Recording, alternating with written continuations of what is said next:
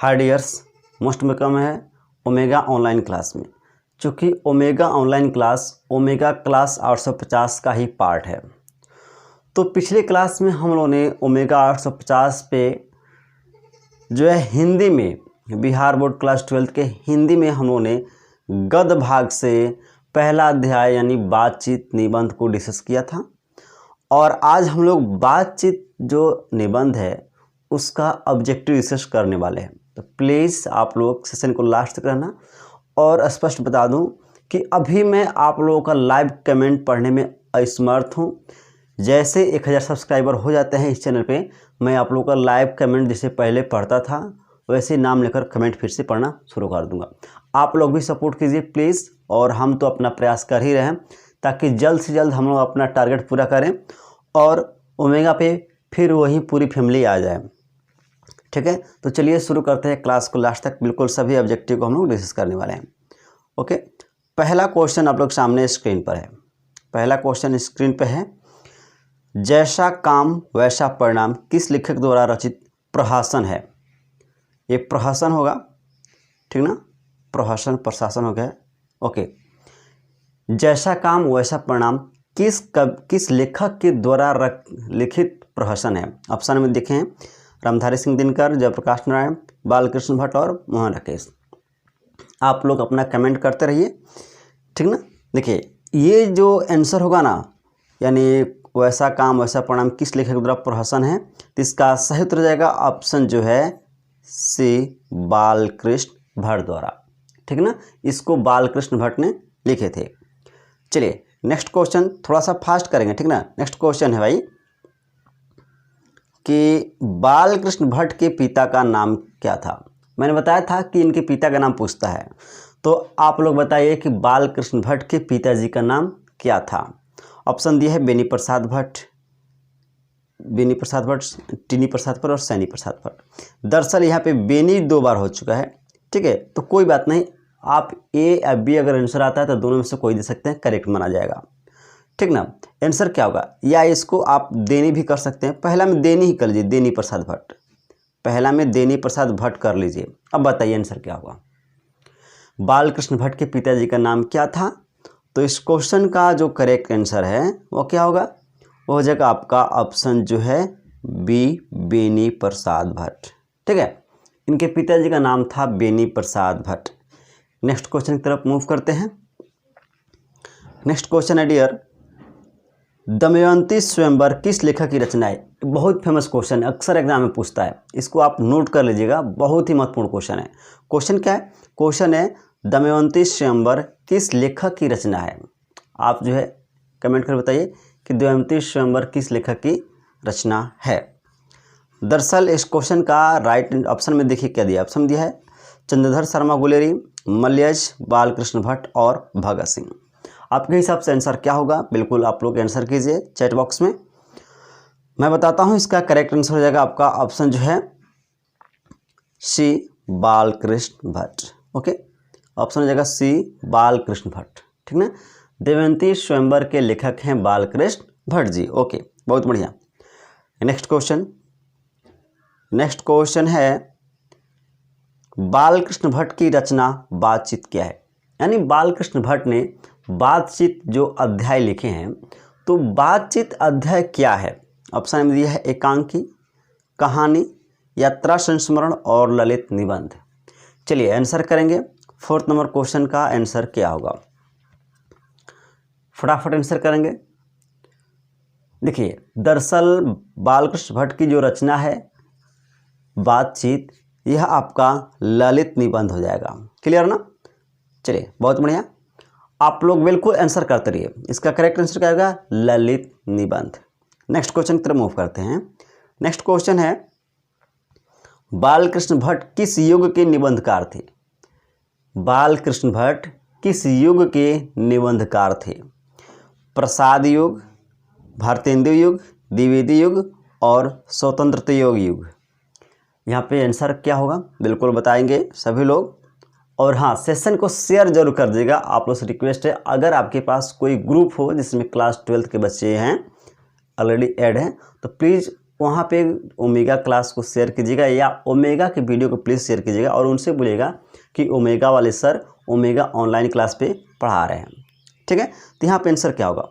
दरअसल इस क्वेश्चन का राइट आंसर हो जाएगा बालकृष्ण भट्ट किस युग के निबंधकार थे, तो हो जाएगा ऑप्शन बी भारतेंदु युग। ठीक है ना, भारतेंदु युग के लेखक थे या निबंधकार थे। निबंधकार इसलिए कहा गया क्योंकि अक्सर जो है बालकृष्ण भट्ट निबंध ही लिखा करते थे। ठीक है ना। अगला क्वेश्चन है मनुष्य की बातचीत का उत्तम तरीका क्या है? यानी अगर मनुष्य बात करता है तो उसके बात करने का उत्तम यानी सबसे अच्छा बेहतर तरीका क्या है? विविधतापूर्ण बात करना, तर्कपूर्ण बात करना, भीड़ से बात करना या अवाक होकर अपने से बात करना। अब चलिए आप लोग यहाँ पे चूँकि आप लोग अध्याय पढ़ लिए तो आंसर फटाफट कर लीजिए, जल्दी जल्दी आंसर करते रहिए। ठीक है, क्या आंसर होगा? इस क्वेश्चन का आंसर क्या होगा? दरअसल इस क्वेश्चन का करेक्ट आंसर है कि अवाक होकर जो है अवाक होकर अपने से बात करना। ऑप्शन डी करेक्ट आंसर है, क्योंकि व्यक्ति जब अपने से बात करता है ना तो सबसे बेहतर बातचीत का जो है तरीका माना जाता है।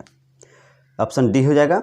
नेक्स्ट क्वेश्चन है 7 नंबर क्वेश्चन है संवाद में सबसे महत्वपूर्ण क्या है?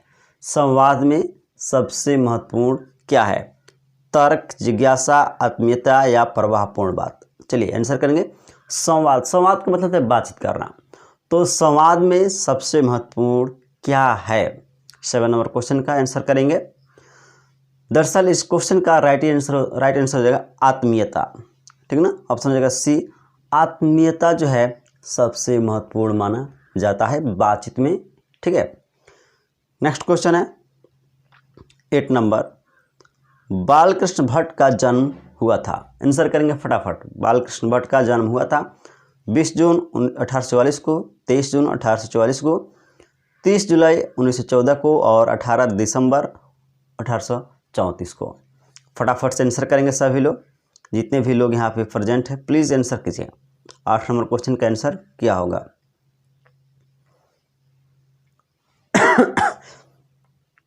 दरअसल इसका करेक्ट आंसर हो जाएगा ऑप्शन जो है बी 23 जून 1844 को बालकृष्ण भट्ट का जन्म हुआ था। नेक्स्ट क्वेश्चन है 9 नंबर संयोगिता स्वयंवर रचना है, यानी संयोगिता स्वयंवर जो रचना है किसकी है? बालकृष्ण भट्ट की, प्रताप नारायण मिश्र की, श्रीनिवास दास की या मैथिली शरण गुप्त की? 9 नंबर क्वेश्चन का आंसर करेंगे क्या होगा? चलिए फटाफट आंसर करते रहिए। अगर आप लोग का आंसर बालकृष्ण भट्ट आ रहा है भाई तो बिल्कुल आप लोग गलत हो। ठीक ना, बालकृष्ण भट्ट बिल्कुल गलत हो, क्योंकि इसका करेक्ट आंसर होगा जो है श्रीनिवास दास की। दरअसल संयुक्ता स्वयंवर के लेखक श्रीनिवास दास जी थे, लेकिन इनके द्वारा जो पुस्तक मतलब लिखा गया था संयुक्ता स्वयंवर, तो संयुक्ता स्वयंवर को जो है बालकृष्ण भट्ट ने जो है आलोचना की थी।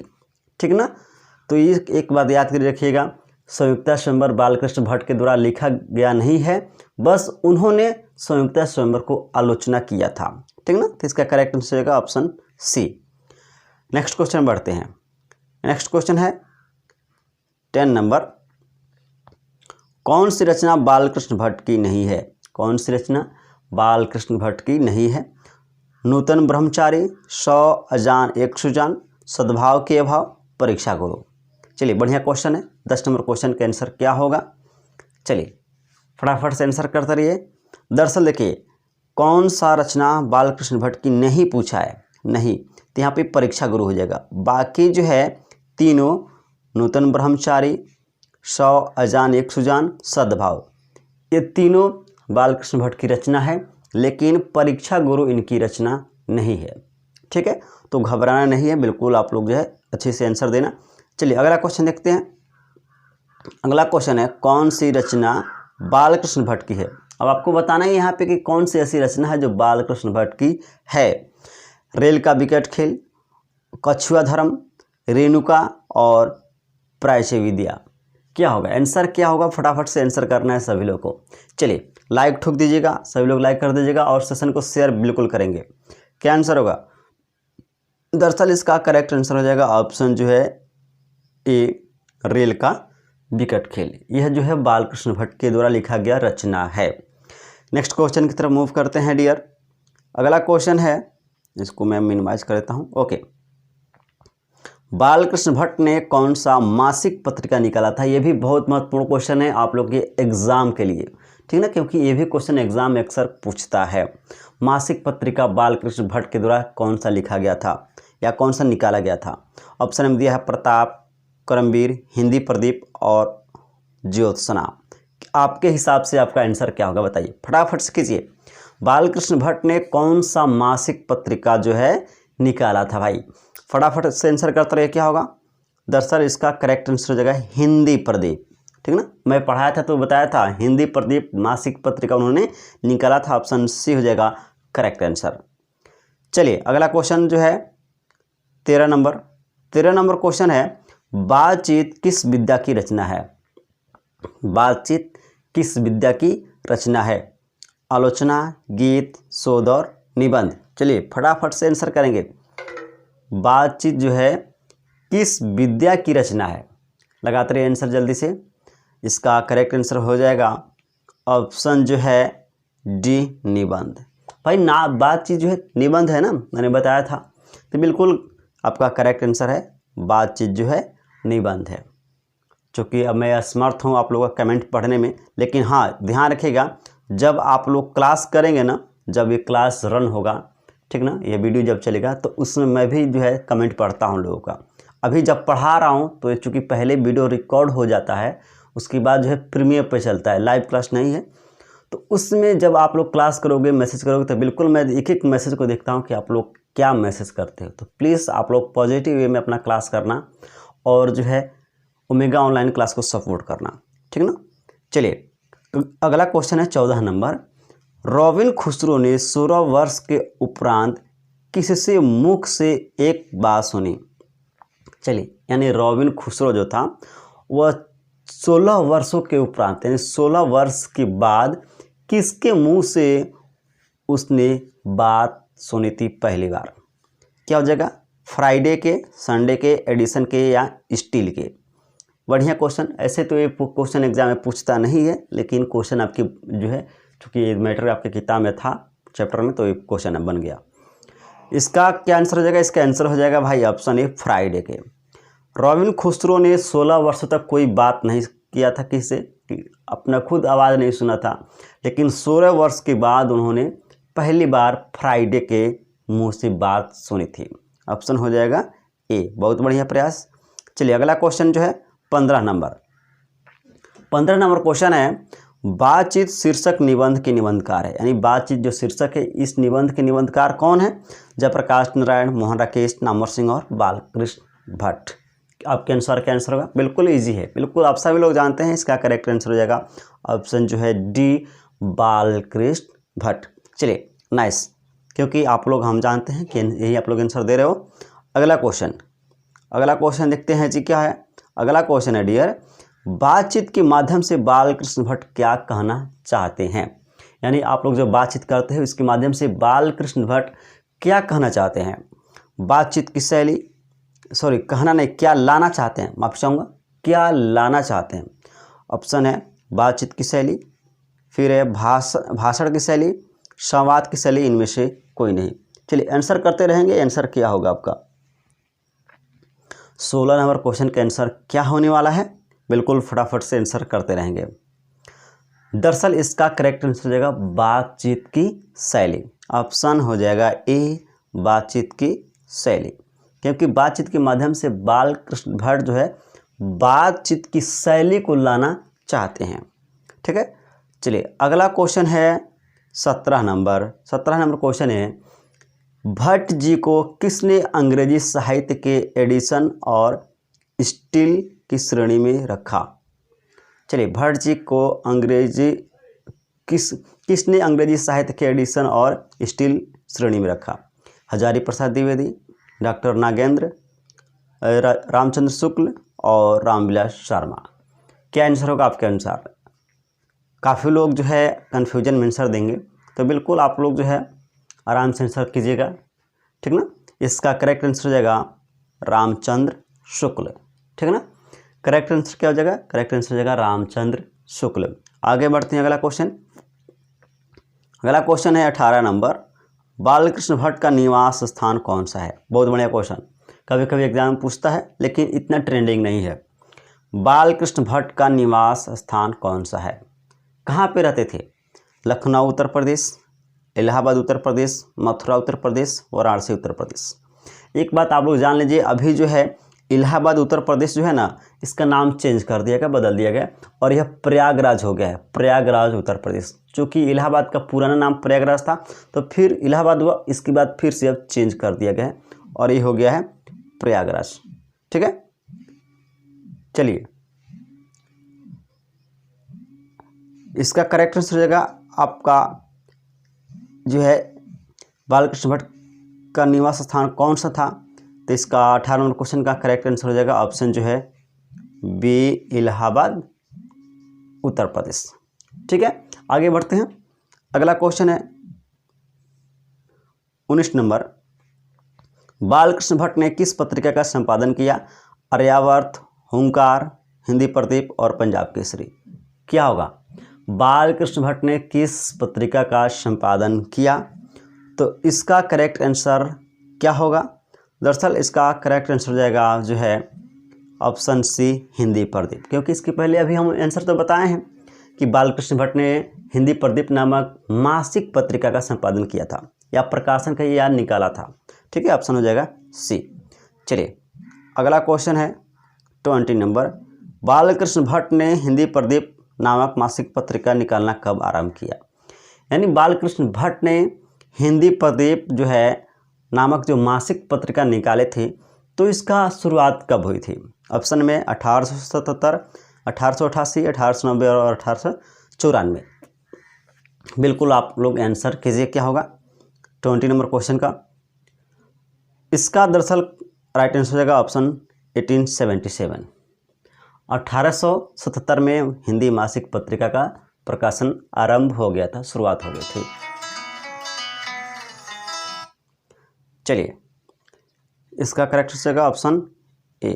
अगला क्वेश्चन डिस्कस कर लेते हैं। अगला क्वेश्चन है जी,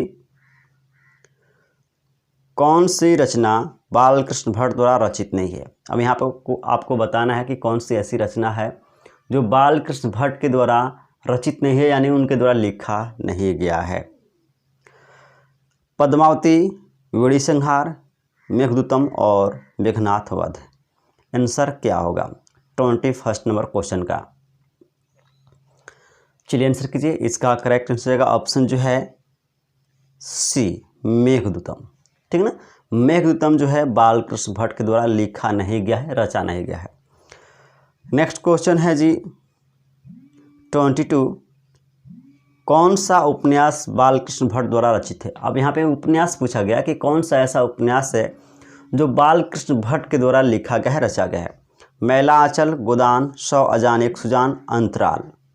आपके अनुसार आंसर क्या होगा बताइए, फटाफट से कीजिए। आपके अनुसार आंसर क्या होगा, कौन सा उपन्यास बालकृष्ण भट्ट के द्वारा रचा गया है या रचित है।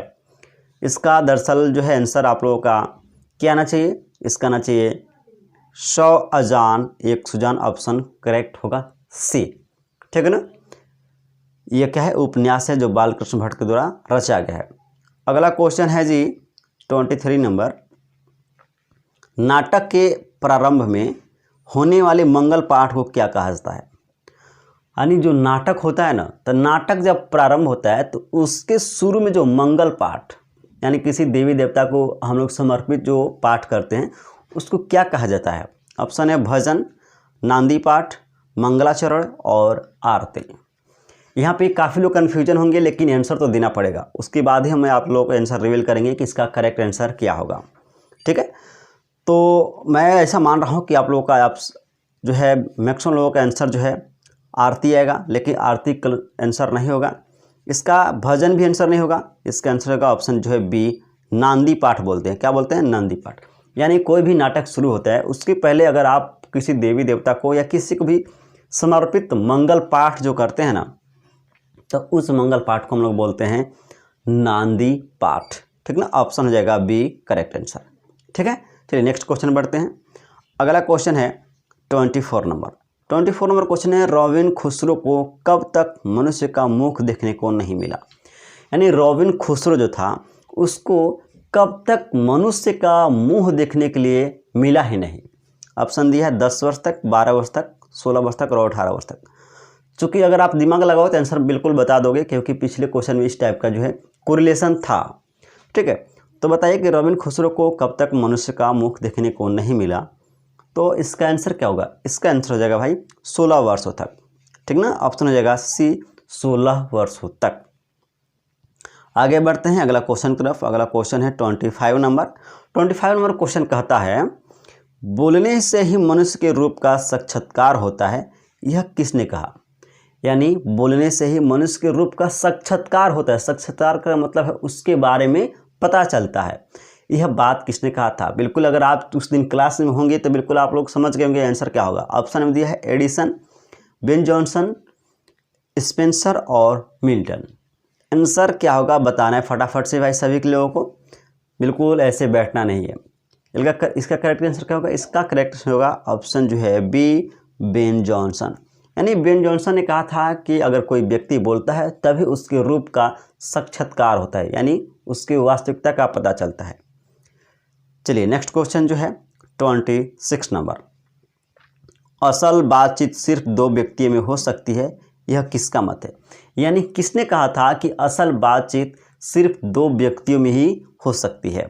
ऑप्शन दिया है एडिसन, बेन जॉनसन, मिल्टन और स्पेंसर। इसका भी आंसर कीजिए फटाफट से, क्या आंसर होगा। ठीक ना, यानी असल बातचीत, असली में जो बातचीत तो किसके साथ हो सकता है होगा। इसका करेक्ट आंसर रहेगा ऑप्शन जो है ए। यह मत जो है, यह जो विचार है वह एडिसन के द्वारा दिया गया था। एडिसन यह बात कही थी, तो ऑप्शन हो जाएगा करेक्ट ए।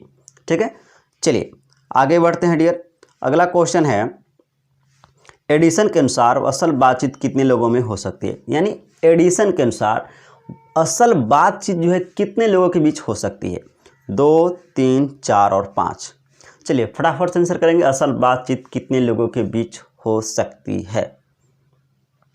27 नंबर क्वेश्चन है, फटाफट से आंसर कीजिए। इसका दरअसल करेक्ट आंसर हो जाएगा, असल बातचीत जो है कितने लोगों के बीच हो सकती है, तो सिर्फ हो जाएगा 2 लोगों के बीच। ठीक ना, यानी जब 2 लोग होते हैं तभी बातचीत का उत्तम तरीका है। 3 हो जाते हैं तो बात की जो है मूल चीज़ चला गया, और 4 हो जाते हैं तो बात क्या होता है, राम रमौला हो जाता है। ऑप्शन हो जाएगा ए। ठीक है, अगला क्वेश्चन है आपका 28 नंबर। बातचीत से मन किस प्रकार हो जाता है। बातचीत से मन किस प्रकार का हो जाता है। यानी अगर आप बातचीत करते हो, बतियाते हो, तो आपका मन कैसा हो जाता है। क्रोधपूर्ण, भारी और बोझिल, हल्का और स्वच्छ, इनमें से कोई नहीं। फटाफट से आंसर कीजिए, बिल्कुल आसान क्वेश्चन है कि आंसर क्या होगा। बातचीत से आपका मन कैसा हो जाता है, तो बिल्कुल सही बात है, बातचीत से हमारा जो मन है ना वह हो जाता है हल्का और स्वच्छ। यानी जो भी हमारे अंदर जो द्वेष, घृणा, ईर्ष्या रहता है ना, वो बातचीत के माध्यम से कष्ट जो भी है वो बाहर निकल जाता है। ठीक ना, तो इस तरह से क्या हो जाता है, वो हमारा दिल जो है हल्का हो जाता है, स्वच्छ हो जाता है। ऑप्शन हो जाएगा सी। ठीक है, ओके नेक्स्ट क्वेश्चन है 29 नंबर जी। किसने ना होने से सृष्टि गूंगी प्रतीत होगी। यानी किसके ना होने से, अगर यानी कौन सा ऐसा चीज़ है जिसके ना होने से यह जो सृष्टि यानी जो संसार है वह गूंगी नजर आएगी, गूंगी लगेगी। ठीक ना, ऑप्शन है श्रवण शक्ति। श्रवण शक्ति का मतलब सुनने की शक्ति होता है। वाक शक्ति यानी बोलने की शक्ति, दिव्य शक्ति देखने की शक्ति, और स्मरण शक्ति यानी याद करने की शक्ति। अब आपको बताना है कि यह चारों ऑप्शन में से कौन ऐसा है जिस अगर न रहे तो उसके कारण जो है संसार क्या होगा, गूंगा नजर आएगा, सृष्टि गूंगी नजर आएगी। बिल्कुल आसान क्वेश्चन है, आप लोग फटाफट से आंसर दीजिएगा। दरअसल इसका राइट आंसर है भाई जो है वाक शक्ति। अगर वाक शक्ति न होगा, बोलने की शक्ति न होगा, तो किसी भी व्यक्ति के बारे में हम लोग ना तो कुछ जान पाएंगे और ना ही अपने अंदर की भावना विचार को दूसरों को जो है बता पाएंगे। इसलिए संसार गूंगी नजर आएगी। ऑप्शन हो जाएगा बी। चलिए अगला क्वेश्चन है 30 नंबर। आर्ट ऑफ कन्वर्सेशन कहाँ के लोगों में सर्वाधिक प्रचलित है। आर्ट ऑफ कन्वर्सेशन कहाँ के लोगों में सर्वाधिक प्रचलित है। आर्ट ऑफ कन्वर्सेशन का मतलब क्या हुआ, इसका मतलब है बातचीत करने की कला।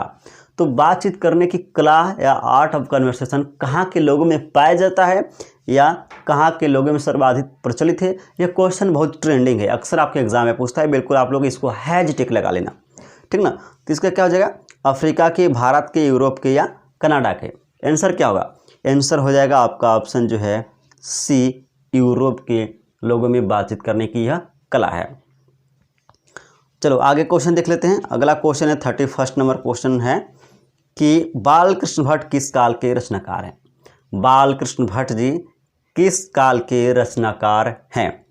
आदिकाल, भक्तिकाल, रीतिकाल और आधुनिक काल। क्या आंसर होगा आपके अनुसार, आपका आंसर क्या होगा। बालकृष्ण भट्ट किस काल के रचनाकार हैं।